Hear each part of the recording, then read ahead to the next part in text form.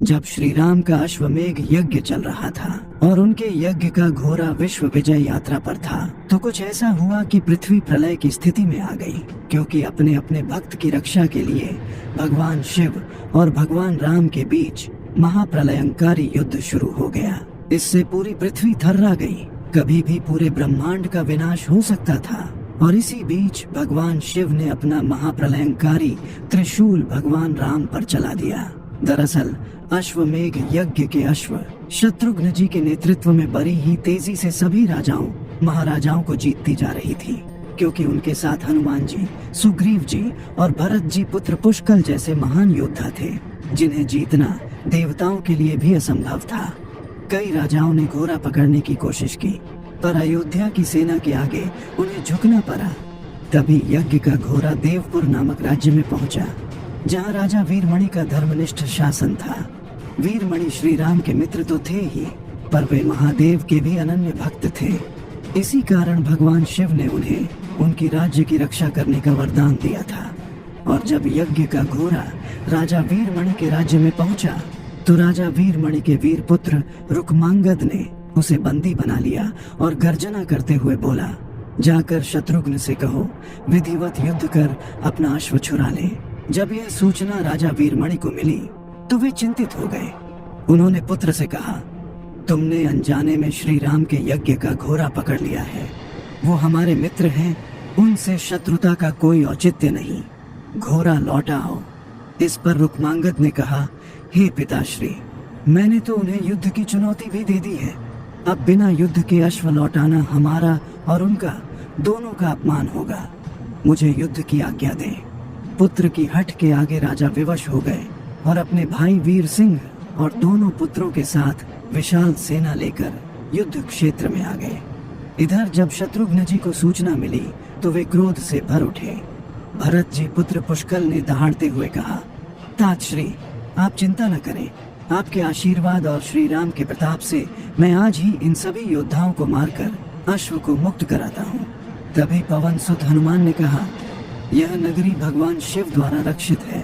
इस पर आक्रमण करना स्वयं ब्रह्मा के लिए भी कठिन है। उचित यही होगा कि पहले हम बातचीत से राजा को समझाएं।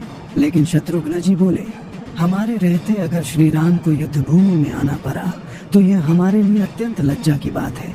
अब युद्ध तो करना ही पड़ेगा। भयानक युद्ध छिड़ गया। भरत जी के पुत्र पुष्कल सीधा जाकर राजा वीरमणि से भिड़ गए। हनुमान जी राजा के भाई महापराक्रमी वीर सिंह से युद्ध करने लगे। दोनों अतुलनीय वीरों में घमासान हुआ। अंत में पुष्कल ने 8 नाराज बाणों से ऐसा वार किया जिससे राजा वीरमणि मूर्छित होकर अपने रथ पर गिर पड़े।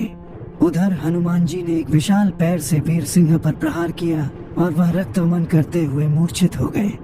शत्रुघ्न जी ने भी राजा के दोनों पुत्रों को नागपाश में बांध लिया।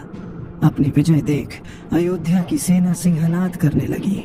लेकिन जैसे ही राजा वीरमणि की मूर्छा टूटी और उन्होंने अपनी सेना को हार के कगार पर देखा, उन्होंने अपने आराध्य महादेव का स्मरण किया और फिर युद्ध भूमि में वो हुआ जिसके बारे में अयोध्या की सेना ने कभी सोचा भी नहीं था।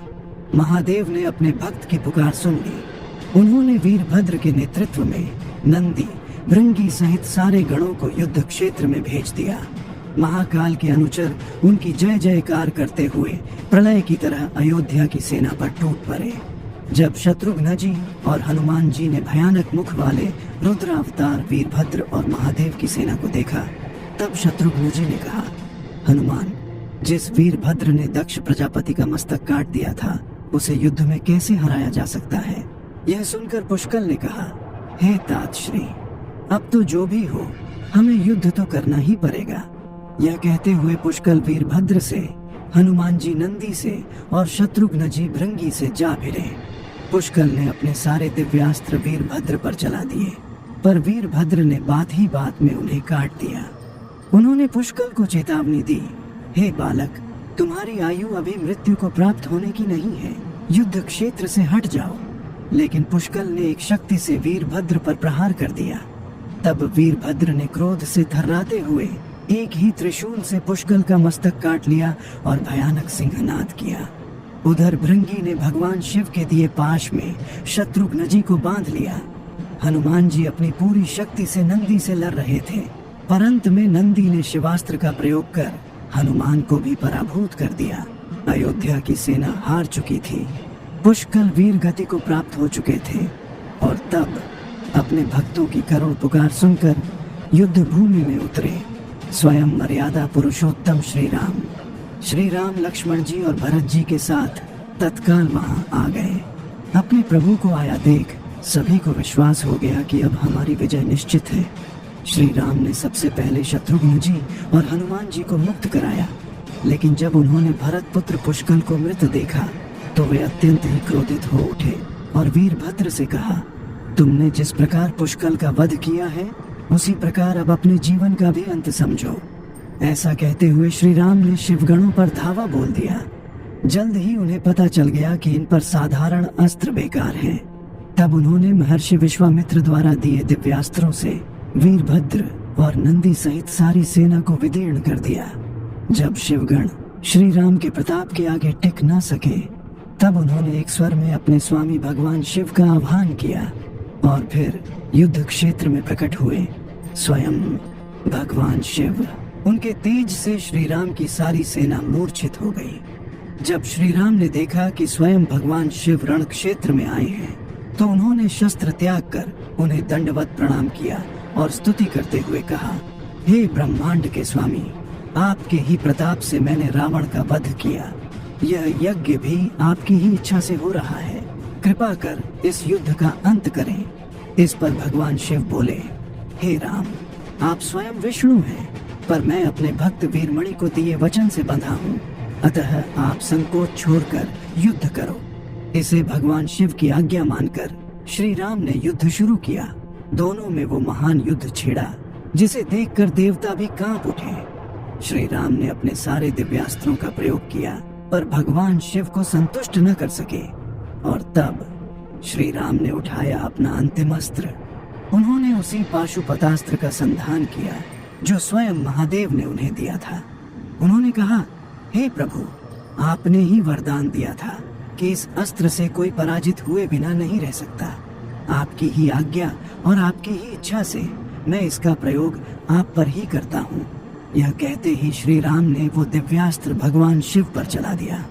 वो अस्त्र सीधा भगवान शिव के हृदय में समा गया और वे इस युद्ध से पराजित नहीं बल्कि परम संतुष्ट हो गए। उन्होंने प्रसन्न होकर श्री राम से वरदान मांगने को कहा। इस पर श्री राम ने कहा, हे भगवान, इस युद्ध में वीर गति को प्राप्त हुए भ्राता भरत के पुत्र पुष्कल समेत दोनों ओर के सभी योद्धाओं को जीवन दान दीजिए। महादेव ने मुस्कुराते हुए तथास्तु कहा और सभी को जीवित कर दिया। राजा वीरमणि ने यज्ञ का घोड़ा श्री राम को लौटा दिया और स्वयं भी शत्रुघ्न जी के साथ ही अश्वमेघ यज्ञ देखने अयोध्या चल दिए। और ये वीडियो जिसमें पहले तो कुंभकर्ण धोखे से हनुमान जी को हरा देता है, फिर क्यों हनुमान जी के बदलते रूप को देख कुंभकर्ण डर कर भागने लगता है, स्क्रीन पर दिख रहे वीडियो पर अभी क्लिक करें और पूरी कहानी देखें।